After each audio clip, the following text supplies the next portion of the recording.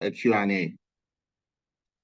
It will comprise of a 7-minute introduction, a 20-minute presentation from 3 experts, another 20-minute moderated panel discussion with 4 distinguished experts, and then we'll have a 10-minute Q&A, and then I'll summarize the session. Before I formally move on to the agenda, please allow me to share a few housekeeping rules. This meeting is being recorded, so by staying in the meeting, you agree to it.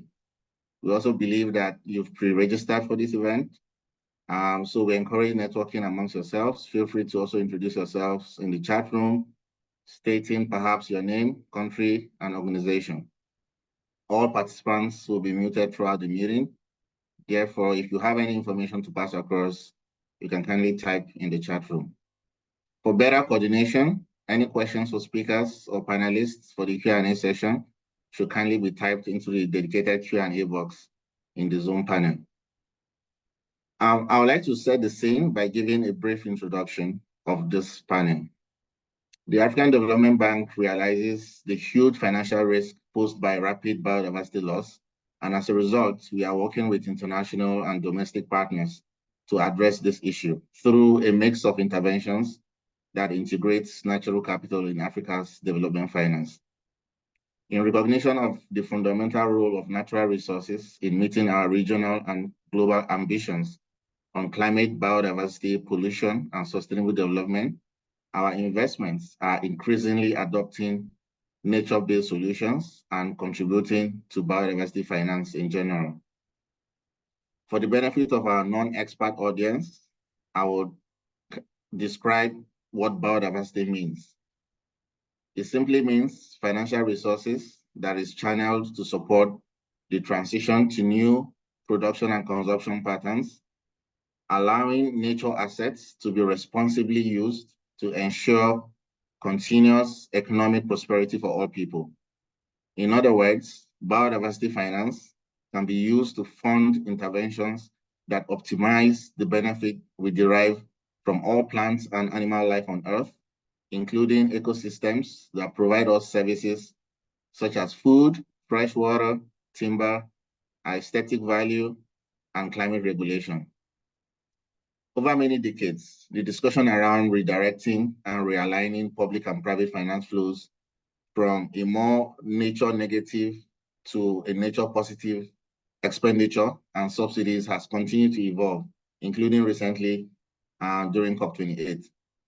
Article 20, Target 19 of the coming Montreal Global Biodiversity Framework has committed to support least developing countries, small island developing states, and countries with economies in transition to mobilize at least $20 billion by 2025 and $30 billion yearly by 2030 to implement their national biodiversity strategies and action plans. On a global scale, this biodiversity bill could be as much as $700 billion by 2030. This humongous amount of resources can only be achieved through a variety of approaches, processes, partnerships, technical considerations, and different sources of financing. I'll allow my colleague Rodrigo to talk more about where we stand and COP28 outcomes. But one thing is clear, ladies and gentlemen, climate actions require tackling all problems all at once, because all life, all businesses, our survival depends on biodiversity and nature. Therefore, ladies and gentlemen, today's webinar promises to take these discussions more granular. We will provide some answers to the what, how, when, and where questions through presentations and a moderated panel as discussed. So without further ado, I would like to introduce Rodrigo Casola. Rodrigo is the Senior Program Officer at the UNEP WCMC. He has over 20 years of experience at the crossroads of business, finance, and biodiversity. His work is focused on integrating biodiversity and natural capital into financial decision-making through data, knowledge, and tools. He has led the technical development of some forest disclosure frameworks and has worked with the Brazilian government for over a decade. Rodrigo, you may have the floor. Thank you very much, Innocent. It's a pleasure to be here. So just sharing some insights from COP, as I just came back a few days ago. and how the nature topic in particular was figured there. It was quite a momentum, I would say, at this COP in terms of how nature was prominent in discussions at COP itself. So it was established as one of the priorities for the COP presidency to tackle the issue of nature in relation to climate. There was a nature day during the whole day, so that was a thematic day with events throughout, but it was clear to realize that nature was not only figuring in the nature day, it was you had events around nature and nature biodiversity finance, biodiversity credits throughout the COP days and in different contexts. So there was the more nature-focused thematic areas with its nature-focused pavilions. So this is an obvious place where things would happen, but you could also see nature figuring in the Brazil pavilion, the UK pavilion, the World Bank pavilion. So it's really, it was spread throughout. And it was also part of the actual negotiations and the official documents that came out of the COP. One, I will just highlight some insights. For instance, we saw coming out of COP a joint statement by 18 countries on climate, nature, and people, largely trying to bring together the nature, the biodiversity, and climate agendas. So there is a push within this document to bring nationally determined contributions from the UNFCCC process together with the NBSAP, so the National Biodiversity Action Plans from the CBD, the Convention on Biological Diversity, together. There was also in the same document a highlight for scaling up finance for nature and climate together. So there is some policy push in this sense for scaling up finance that brings together nature and climate. In the Global Stocktake report as well, which is one of the main outcomes from COP, analyzing the past few years of progress since the Paris Agreement, it's also interesting to see that mentioned to the coming Montreal Global Biodiversity Framework in that document as well, and references to halting deforestation by 2030, and also nature-based solutions as a solution for as something that will contribute to tackling the climate challenges. So we have in the main document coming out of COP also references to both the need of investments in nature-based solutions, but also to the global biodiversity framework itself. So it's another indication that those agendas are coming closely together. There were to finish two other very important reports that were launched during COP. One is the UNEP State of Finance for Nature report.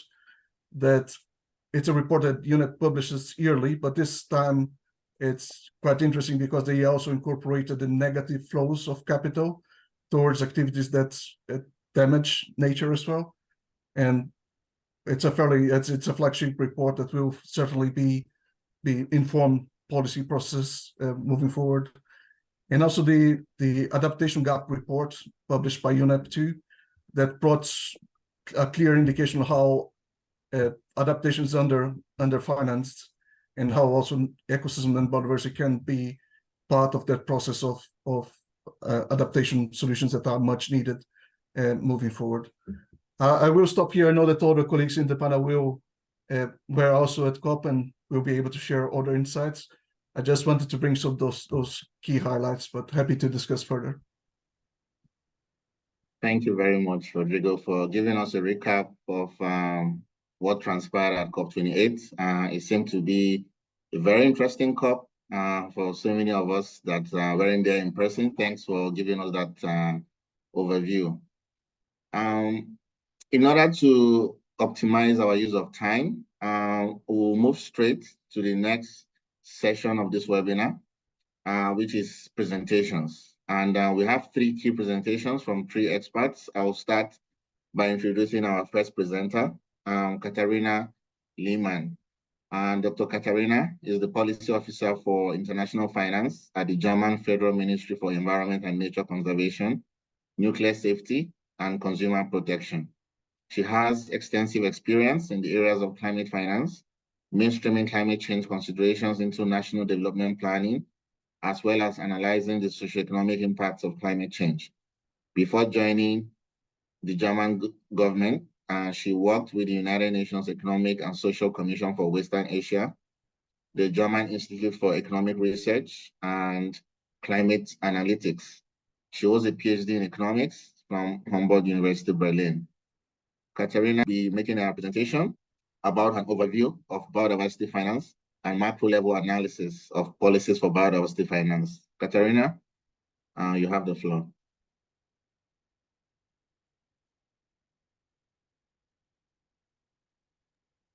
Well, thank you very much for this kind introduction and for the opportunity to speak to you here today about this important topic. We've just heard it. Financing needs for successful implementation of the global biodiversity framework and for reaching our global biodiversity goals are enormous.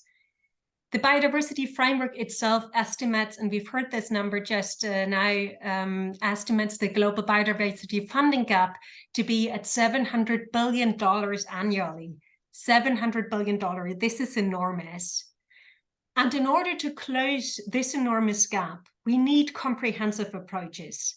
There's no one silver bullet that will solve our biodiversity financing for us, but we need whole of government and whole of society approaches. And some parts of such a comprehensive approach are already listed in the Global Biodiversity Framework, namely aligning fiscal and financial flows with global biodiversity goals, eliminating, phasing out, or reforming harmful subsidies, as well as increasing financial means from all sources, public and private, national and international. And in the following, I'll just very briefly touch up in some aspects of Target 14 and 19, leaving the subsidies to my fellow speakers. And I want to start with disclosures. Disclosures are a prerequisite for the financial alignment with global biodiversity goals, but also for the mobilization of financial resources in general. Because if we want nature-related risks and dependencies to become an integral part of financial and business investment decisions, we first need to recognize these risks. We need to understand and measure these risks and dependencies. And this is exactly what the TNFD, the Task Force for Nature-Related Financial Disclosures, seeks to do. It presents recommendations to enable actors to recognize, disclose, and act up in nature-related risks in their portfolios, because we only manage what we measure. And importantly, the TNFD focuses on the double materiality of nature. So not just what are nature-related risks for business and financial activities, but also the other side. Which impact do corporate activities or financial investments have for the environment? And importantly, also outside the TNFD, we see a rising interest in nature-related financial risks with the OECD, for example, or the NGFS, the Network for Greening the Financial System. Now, turning to increasing financial resources from all sources. And to me, this has to start with understanding financing needs. And there are two aspects to this. First of all, biodiversity itself. We need a common understanding of what we actually mean by biodiversity and how we measure biodiversity. What is one unit of biodiversity? And how do we monitor biodiversity in order to see whether projects and policies have an impact on the ground? And for this, more data are needed. Second, we also need reliable information on the actual costs of implementing these biodiversity strategies. Funders want to see numbers, but this information is often lacking. And this is where the BioFin initiative comes in, which seeks to support partner countries in evaluating financing needs and developing financing solutions. There are also dedicated global funds for biodiversity. There's the Global Biodiversity Framework Fund, which was negotiated and set up in record time to support a robust implementation of the Global Biodiversity Framework in partner countries. And what I find interesting about this fund is that it really follows a comprehensive approach. It focuses on capacity building, it focuses on governance, because we need enabling environments for investment. And it also specifically focuses on mobilizing resources from the private sector. There would be so much more that I could say here, but let me finish off with one final remark, which is that we need to mainstream biodiversity. We need to move away from this silo thinking, from this trade-off between do we do nature, do we do biodiversity, do we do climate, or do we do poverty reduction? But we need to endorse this understanding, and this has been mentioned by Rodrigo already. We also saw this at the COP. We need to endorse this understanding that nature is our ally in the fight against climate change and in the fight against poverty.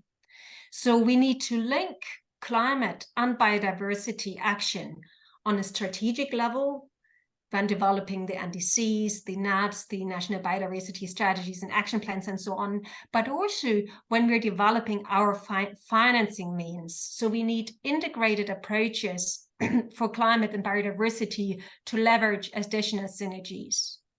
And we see this, for example, reflected with the international financial institutions in the world. Or the World Bank reform now asks to align financial flows, to align lending with global public goods. But we also see this on a bilateral level, for example, with the German International Climate Initiative, which also seeks to support integrated approaches. Let me stop here, and I'm looking forward to our discussion. Thank you. Thank you very much, Katarina, for this great presentation. You gave us some very, very good highlights and key areas for us to look at as we continue this conversation. You gave us some very good global picture, some of the frameworks, enabling environments, some of the global funds that could help us mobilize the huge biodiversity bill that is before all of us. So this is very good. And hopefully it will also help. Our next presenter is going to also help shed some light on how some policy recommendations can support mobilizing these resources.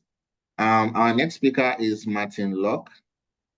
Martin has been one of the veterans on natural capital. I've been hearing this name for a very long time.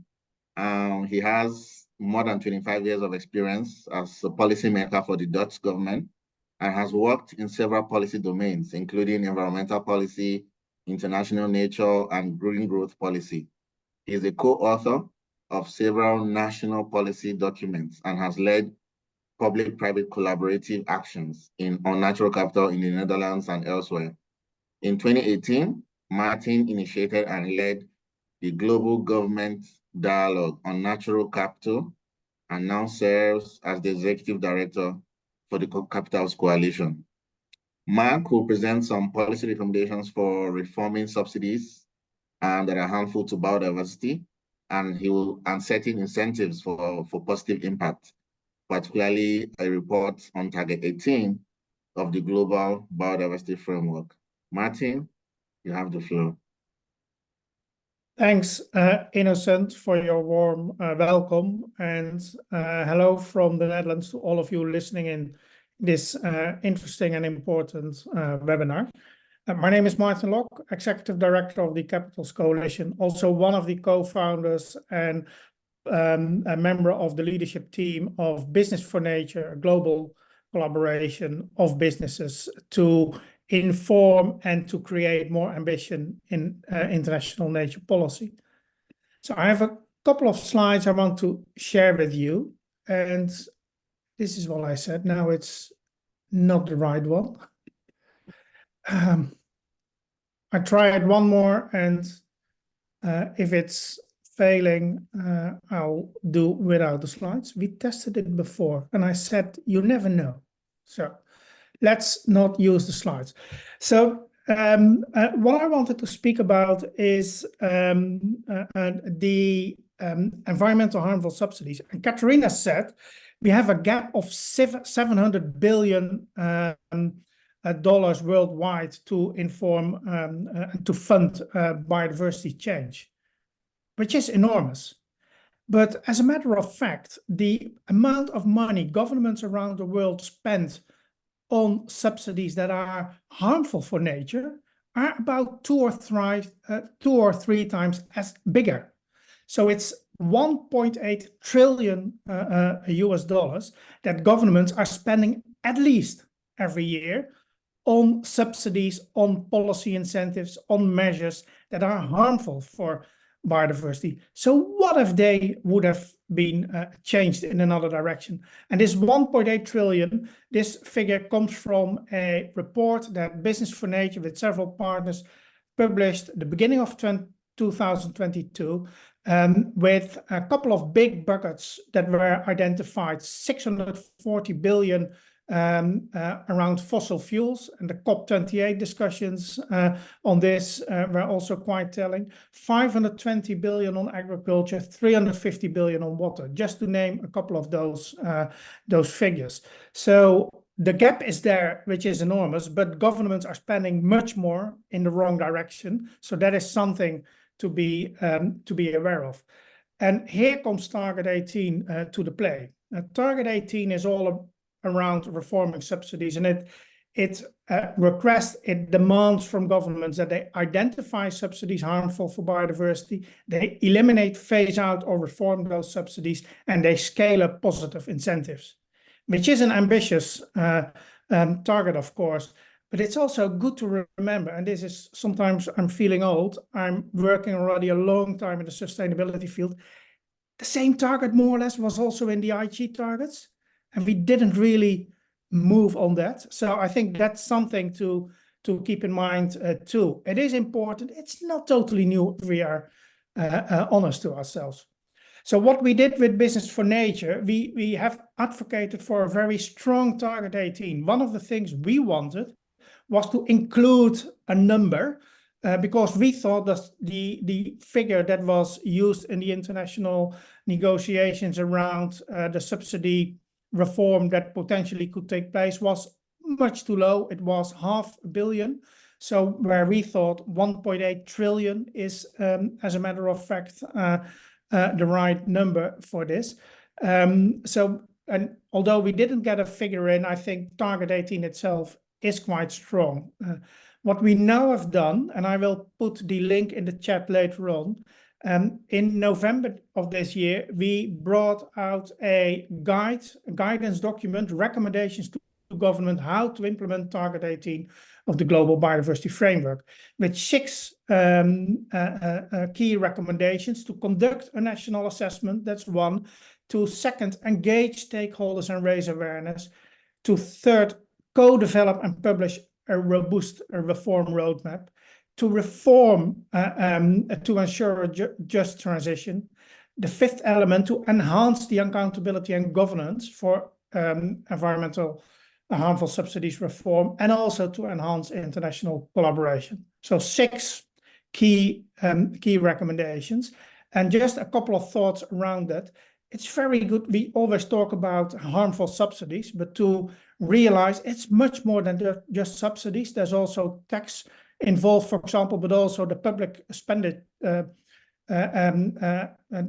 public spending that could point into a nature positive direction much more effectively. So we have to broaden our scope here.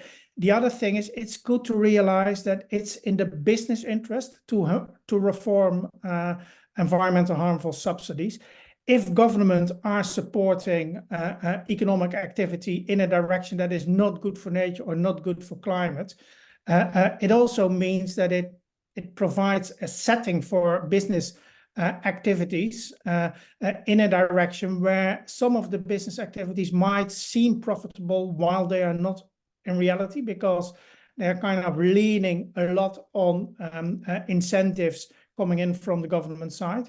So that is important to realize, especially when a government start to think about changing that might become a business risk also, a risk that the financial organizations, banks, asset managers, lenders will start to look into also quite soon. So it's not only an issue for businesses, for government, sorry, it's also for businesses to look at it. My final remark is on reform. What does reform mean? And I think the two words that I want to bring to you. Reform means that you either redirect funds or you eliminate them. So reform doesn't necessarily mean that you have to take away subsidies fully. And I think it's important to realize that there's no subsidy that is environmental harmful or harmful for nature that was created with the aim to harm nature. They are all created for different reasons. A lot of the agricultural subsidies, for example, are there to help provide an affordable food to people. So it's not to eliminate subsidies, it is to rethink again, why did we have those subsidies? How can we create them in such a way that they are supportive for social aims as well as for nature or climate aims? So those are a couple of thoughts on my side. Again, I will put in the links to the documents that I mentioned, and I'm happy to answer questions from you. Back to you, Innocent. Thank you very much, Mark. Thanks for giving us more information on how we can have a strong target 18. I think this is very important because it connects to the whole idea of how do we raise this money. The business case for nature has always been an issue for so many of us, and we hope that the guideline documents you mentioned could also help to provide some narratives for both the private sector and by extension, the government, when they carefully analyze those key 6 key recommendations that you mentioned. So thank you very much for your presentation. Next is Gemma James. Gemma is the head of biodiversity and nature at Chronos Sustainability. Again, speaking on the business case for nature, I hope that Gemma will be able to give us some good ideas on how, experiences from the private sector, the role of data, assessing nature-related risks and opportunities for investments. We hope that her presentation will be able to give us some advice, that is required for us to support mobilizing resources for biodiversity finance. Gemma, you have the floor. Great, thanks so much, Innocent. I don't have any slides, so I'm just going to talk. So I'm going to provide you with a private sector and practical perspective, and that perspective is that investors and banks need data from companies for investment decision making. And we've been at Chronos been working with clients from the mining sector, but also national and multinational development banks to conduct nature risk and opportunity assessments. And these processes have very much aligned closely with the TNFD LEAP approach. Now, Katarina already introduced the TNFD. So the LEAP approach is basically an assessment that you do to get you to a TNFD report. So it takes you through a process to define and prioritize your key locations, identify impacts and dependencies, and then they give rise to risk and opportunities. So what I thought I'd do is just share a few lessons that we've learned through the process, through those processes, and actually using the data in that context. And the first lesson is really around prioritizing and setting the scope or boundaries for the assessment. As nature touches on everything, it's good to start with a limited scope and then to scale the assessment and build it up over time. So with the banks, we went through a screening process to assess their highest exposure to sectors and geographies. And with the mining company, we only included mine sites that were operational, and we also put a 50-kilometer radius around the sites for that analysis. And for mining, we didn't include things like the supply chain or transportation and distribution infrastructure at this stage. The second lesson is that so data is available to get you partway in this assessment, but it's not perfect. But actually, that not being perfect shouldn't stop you from doing the assessment. So what I'm saying is, if you haven't got all the data and it's not great data, still do an assessment. We found that there was a lack of data readily available information, and it also depended on whether the client was willing to access data behind a paywall, for example. But what we did was we used global, local, and site level data, and we found that those three sort of sets of data didn't always align. So, and for the bank, inevitably, it was in the supply chains of their clients where impacts to nature were occurring, and we couldn't access that data. So what we did is we used proxies where data wasn't available. So proxies will show you something as long as you acknowledge the limitations and assumptions around that. They're also great conversation starters if you need to engage with specific stakeholders, and I'll come to that in a minute. Where we couldn't get actual impact and dependency data, we used something called impact and dependency pathways. I think this is a concept from Natural Capital Coalition, actually. But this presents the potential impacts and dependencies and follows a logic of documenting the potential impact and dependency, the potential change in the state of biodiversity, then the potential change in ecosystem services and those environmental assets, and then what's that actual potential impact on the business. And for banks, we also talked about, we discussed with them, you know, how could they carry out on-site visits and developing questionnaires to collect specific information and to allow them with that to get that more detailed understanding of biodiversity in relevant locations. And with the mining company, we actually conducted site validation interviews, and that tested basically the data sets that we were using, but versus what was actually being observed on the ground. So another lesson is around engaging with the right people to get the data you need. So that could be with the client or the supply chain or different internal teams or local external stakeholders. And they can also help validate that data collected and provide further insights into that local context. So we know nature is very contextual. It's also a multidisciplinary topic. So the data and perspectives will come from different places. For example, for the mining company, we were put in contact with the biodiversity and environmental guys to interview at the site level. But actually what we realized is we needed to talk to the community teams, the legal teams, particularly where there were indigenous populations present and where there were issues around land rights. And then the final sort of one of the lessons, this might seem really obvious, but as a consultant, we had to meet client deadlines, and we were really pressurized to complete those assessments within quite tight time frames. And so the point here is basically leave yourself enough time to conduct the actual assessment. It's an iterative process, and you don't necessarily know how much or what the quality of that data is available to you when you enter into the process. So you really need to allow time to review all of that. There are a lot of data points involved, and you might also need to coordinate with multiple stakeholders that you want to engage with, and you also might want to speak to them more than once, as we found. So I'm going to stop there. That was a really sort of very quick high-level overview of some of our findings, but I hope it give you an idea of the process it takes and the kind of how you can use this data. Thank you very much, Gemma. Your intervention is very, very important because once we have the data sources or the data reliability or the data accuracy, once we have it wrong, our assessments could also go wrong. So the LEAP process is very important. And for me personally, for the African Natural Resource Management and Investment Center of the bank, we would, in the coming years, be increasing our work around investment facilitation. And your experience on this mining project, I think, is of personal interest to me and the African Development Bank. And I will look forward to exchanging further on this because these assessments are very useful for us to mainstream biodiversity in our work program.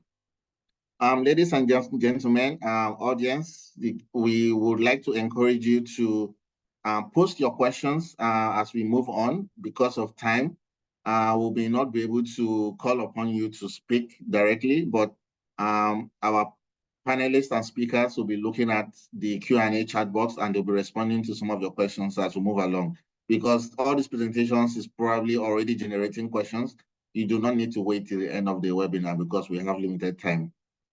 So we're moving straight to the moderated panel. I will start with Rodrigo Casola.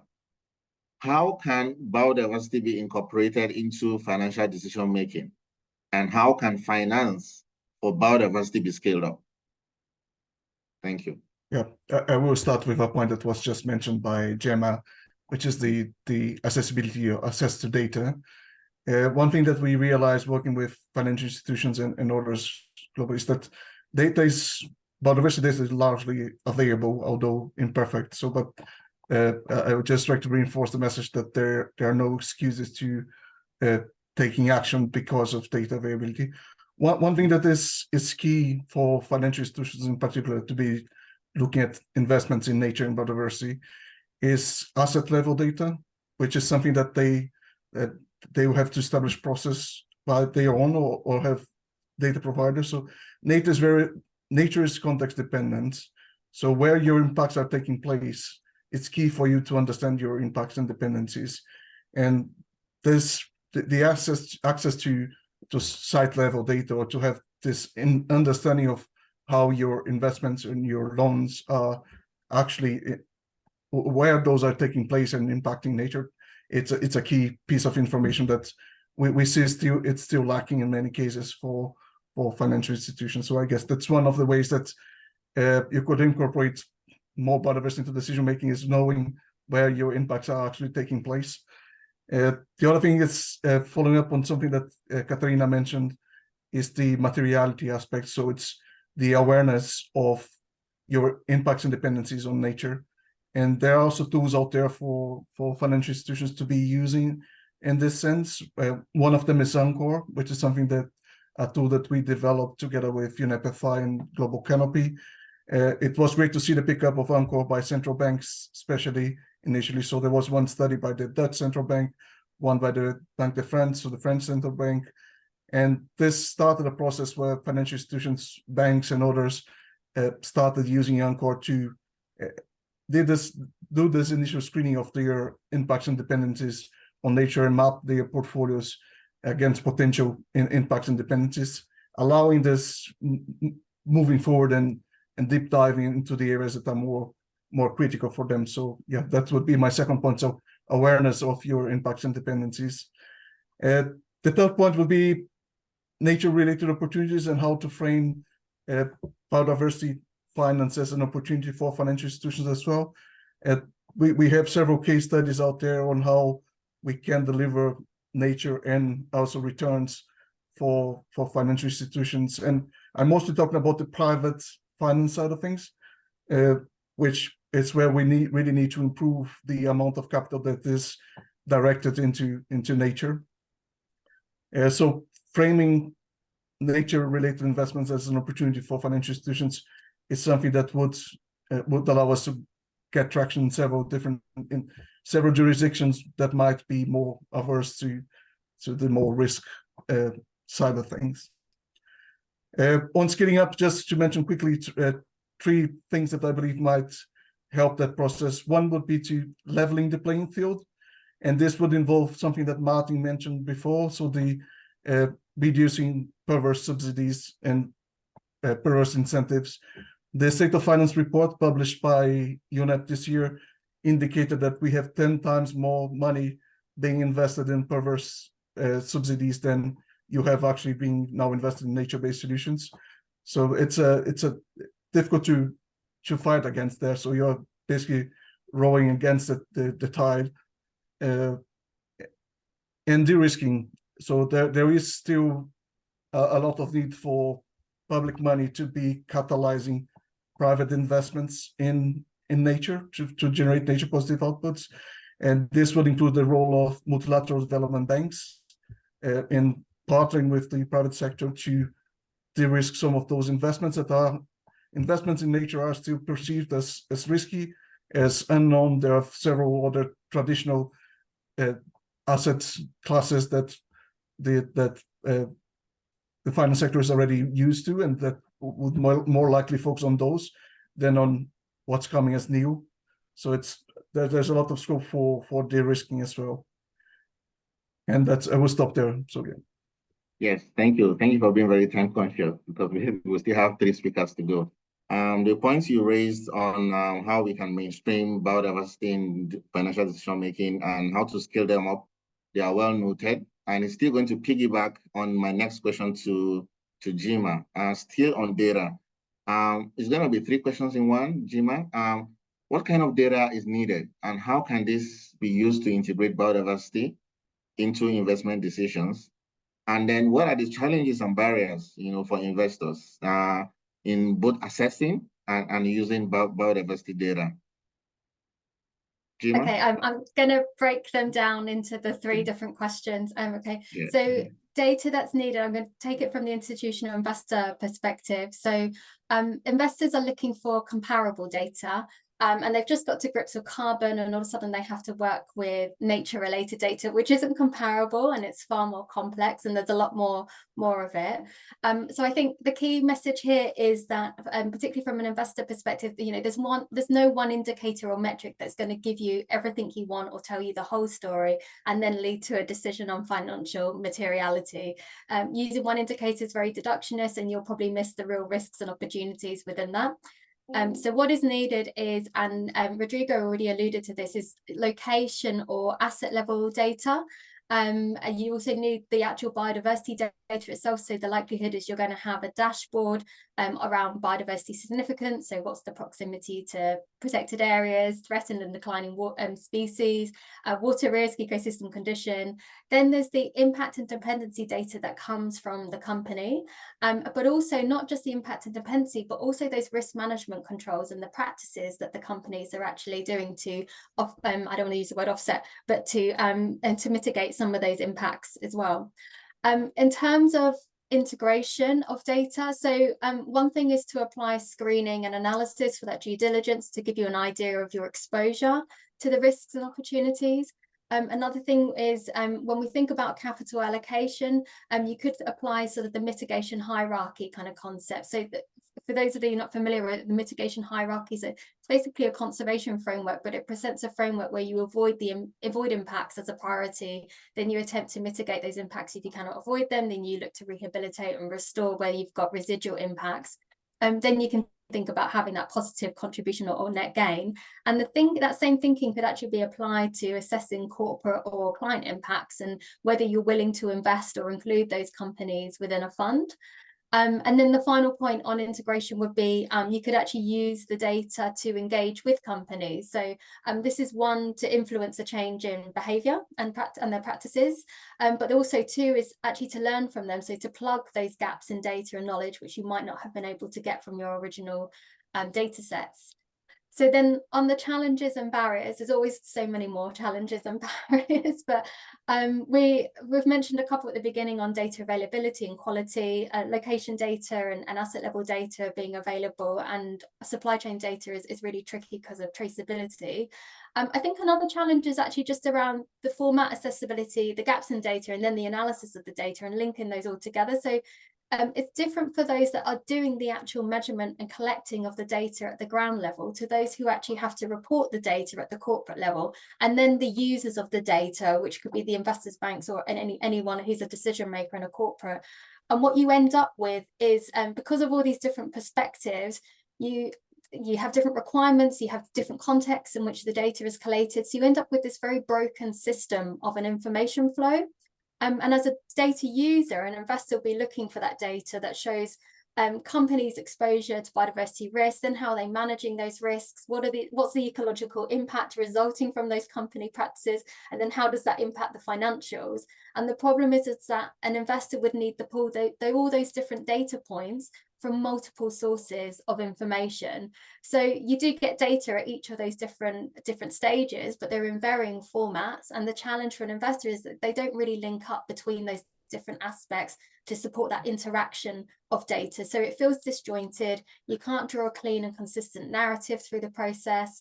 And then on the flip side, you've got those that are collecting the biodiversity data at site level.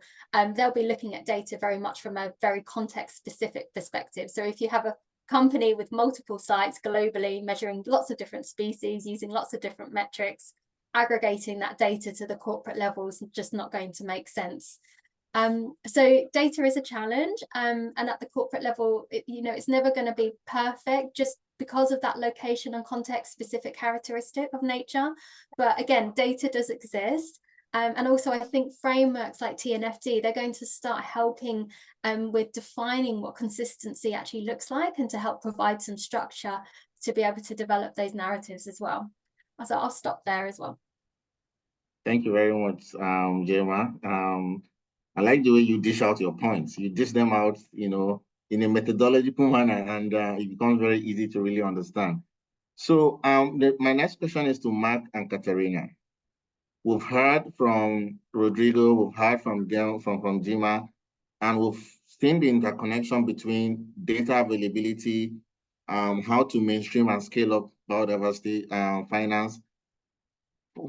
For you, Mark and Katerina, and you may come in at some point, how can we create this collaboration? Because no individual institution or country can do it alone. How do we collaborate together in the field of biodiversity finance between different stakeholders, such as governments, financial institutions, and the private sector? How practically, how can we do this? Yeah, it is a very good question, innocent, very, very pertinent. My answer to that is we have to make it practical. So one of my favorite sets of documents that World Economic Forum, WBCSD, and Business for Nature have presented the last couple of months is the set of 12 sector guides. And so I always call them, don't quote me on this, but it's Nature Positive for Dummies. It's making it very specific, very easy to understand what are the top 5 materiality issues within a sector, and what are the top 5 actions that you could undertake. And I think if you start, and this is, to be honest, one of the advices we are giving in the Netherlands to the Dutch government, if you're developing your national biodiversity strategy action plans, have discussions with the sectors, ask them to start working on that, but then also include the question on how can we align finance? How can we ensure that the policy instruments are aligned with that too, and that the incentives within the policy field are pointing in the right direction? I think you have to do that all together. I worked long enough in government to know that there's kind of, the sport is to throw it over the hedge to the other one. So it's business asking for something and then throwing it to government saying, take care of it. But then many other businesses say, no, don't do that because our interest is different. So you really have to collaborate on that, and collaboration within a sector around food, around energy, around built environment really can help. And that then also will show what are the most difficult parts and where are potential solutions to be found. Allow me one quick remark on the ENCORE database that was already mentioned, including also the data availability. Granularity is a key thing. Companies need very detailed information. This is one of the critiques to the ENCORE database. We are running, Capitals Coalition with UNEP, WCMC, and many other partners, a process funded by the EU, sustained project to update the ENCORE database or the knowledge base underlying that. And there will be an update of the ENCORE database somewhere in spring, probably in April, that I would like to point out to you. Please keep an eye on the ENCORE database website for that. Thank you very much, Mark. Katerina, you can also come in the next question because of time. Rodrigo, would you kindly just circle back to what happened at COP28? Can you quickly just connect some of the key takeaways of this webinar and that are relevant to the COP outcomes? You have 2 minutes, please. Yep, perhaps just quick reflections, Innocent. Just that many of the discussions we are having now in the context of biodiversity or nature finance, they can be associated to discussions that already happened in the climate change space before. So we are now discussing the impact that TNFD, so the Task Force on Nature-related financial disclosures, will have in this process. Companies are already implementing TCFD, so Task Force on Climate-related financial disclosures, within their processes. So we are in a moment where we can learn a lot from what happened in the climate space and incorporate those learnings into the. And the fact is that many financial institutions, especially if we look at the private side of things, they are still very much focusing on the climate and how they respond to the climate challenges, and thinking about nature now. So we are in a very exciting moment. I would say that nature is coming into the minds of the financial sector, and that we have the chance to be working with them and collaborating to implement and learning from what happened in the climate space before. The same with other topics like biodiversity credits, which is a very hot topic right now. Several sessions at COP on biodiversity credits and how to establish a global biodiversity credit market. A lot of learnings from carbon markets, and that can be incorporated into the process, and things will continue to progress. And there's, I guess, from circling back, I would say let's learn from what's happened in the climate space over the past many years, especially since the Paris Agreement in 2015, and yeah, bring those lessons into the biodiversity and nature finance space. Thank you very much, Rodrigo. And we are coming towards the end of this webinar. We have a couple of questions on the chat in the chat room. Some of them have been answered. Thanks, Rodrigo, and other panelists and experts for answering some of these questions. In the interest of time, we may be unable to take any additional question, although there's one very interesting one on what investors should be looking out for in terms of trying to achieve some kind of monetized return on investments. Rodrigo, I see you're trying to answer this question. I don't know if you want to take it real quick, since it's not yet answered. This question is from Catherine. She wants us to quickly talk about what investors and financial institutions should be looking out for in terms of monetized return on their investments. Of course, I think this question is also linked to the business case for nature as well. 1 minute, if you can just help us respond to Catherine. Yeah, there will be investment opportunities that are return generating ones in the market space. There was also during COP an interesting report released by the IFC on categorization of nature-based solutions in the infrastructure space. So for some sectors indicating what would be cost-effective nature-based solutions that could be used instead of gray infrastructure, for instance. And you'll find examples also in the land use space on how financial institutions can be focusing on improving land use so that they enhance the quality of both production and of the overall biodiversity in that space. So I believe if we look harder and if we look at that opportunity lens, we will see that there are already many opportunities out there. It's just that those are not the traditional types of investments, and that's perhaps they fall through the cracks sometimes, but there are plenty of examples out there on how nature can be seen as an investment opportunity as well and generate returns. And there will be investments that are needed from that won't be generating returns, but they are needed anyway for us to achieve the global goals. And then that's how we enter then in the space of the development assistance and collaboration between countries, so that we can divert money to where it is most needed. There are many countries that might not have the capacity to implement those solutions on the ground that would benefit from other countries supporting them as well. Thank you, Rodrigo.